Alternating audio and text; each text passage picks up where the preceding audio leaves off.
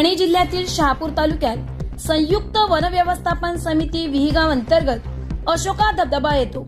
सदर ठिकाणी पावसाळी हंगामात धबधब्याचे नैसर्गिक सौंदर्य पाहण्यासाठी प्रत्येक वर्षी मोठ्या प्रमाणात पर्यटकांची गर्दी होत असते। पर्यटकांकडून फी स्वरूपात पावती देऊन पैसे आकारले जातात। पावत्यांमधून वसूल केलेली रक्कम संयुक्त वन व्यवस्थापन समिती विहीगावच्या सरकारी किंवा लोकवर्गणी खात्यामध्ये जमा करणे अनिवार्य असते। परंतु असे न करता वनपाल विहीगाव तथा समिती सचिव यांनी पर्यटकांकडून जमा झालेला हा लाखोंचा निधी स्वतःच्या खिशात घातला असल्याचा संशय व्यक्त करत तात्काळ चौकशी करण्याची मागणी हरीश हरड यांनी वरिष्ठ अधिकाऱ्यांकडे केली आहे। मागील वर्षीचे पैसे चक्क समितीच्या खात्यावर टाकले नाहीत व या वर्षीचे देखील टाकले आहेत की नाही याची आम्ही चौकशी अशी प्रतिक्रिया वन व्यवस्थापन समिती अध्यक्ष श्री दुर्वास निरगुडे यांनी दिली आहे।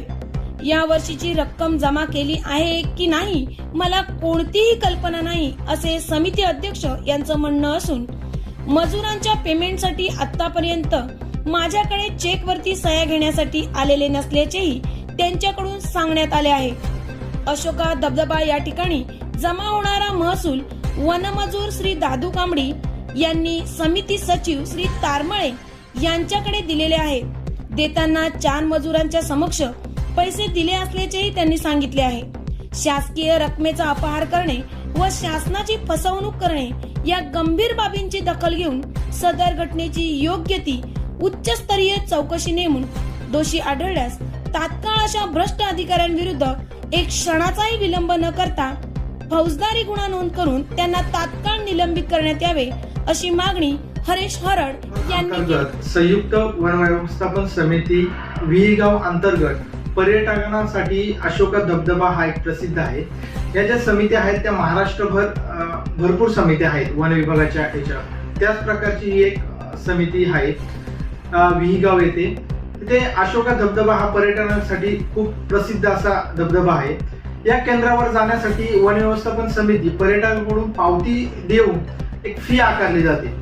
परंतु ज्यावेळेस या फी बाबत चौकशी करत असताना किंवा या समितीची चौकशी किंवा समितीचा व्यवहार कसा चालतो, काही गोष्टी आहेत या आसपास परिसरातील पर्यटन असतील, काय सुखसुविधा देतात याबाबत ज्यावेळेस आम्ही चौकशी करण्यासाठी परिसरामध्ये काम करत होतो त्यावेळेस असे समजले की ही जी समिती बाबत जी माहिती मिळाली ती अशी समोर आली की सदर 2.5 वर्षापासून जी जमा झालेली पावती स्वरूपात जी फी आहे ती समितीच्या खात्यावरच जमा केली गेली नाही। धक्कादायक बाब अशी का तिथील जे फी जमा करणारे जो दादू कांबडी नावाचा जो पावत्या फाडत असतो या फीच्या, त्याच्याकडनं किंवा समितीचे अध्यक्ष यांच्याकडनं काही गोष्टी धक्कादायक गोष्टी समजल्या। अध्यक्षांचं म्हणणं असं आलं का जी फी जमा झालेली आहे ती मागच्या वर्षी तर खात्यावरती टाकली नाहीये, या वर्षीची टाकली आहे का नाही याची आम्ही चौकशी करतो। म्हणजे अध्यक्षांना सुद्धा माहिती नाहीये का जमा झालेले पैसे जातात कुठे।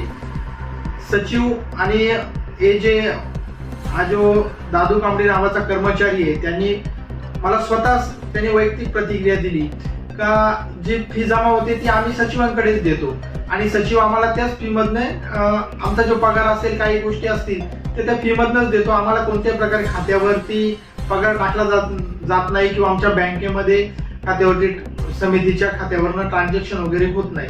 तर ही जी गोष्ट आहे जे पारदर्शक व्यवहार व्हायला पाहिजे, तो व्यवहार किंवा खात्यावरती जी समितीची जी शासनाचा पैसा आहे तो तात्काळ स्वरूपात जमा व्हायला पाहिजे, तो कोणत्याही प्रकारे जमा होत नाही असे आमचा स्पष्ट आरोप आहे। तर या सर्व गंभीर बाबीची समितीच्या जे काही समितीचे खाते आहे किंवा समितीचा जो व्यवहार चालतो त्या व्यवहाराची पारदर्शक चौकशी शासनामार्फत व्हावी।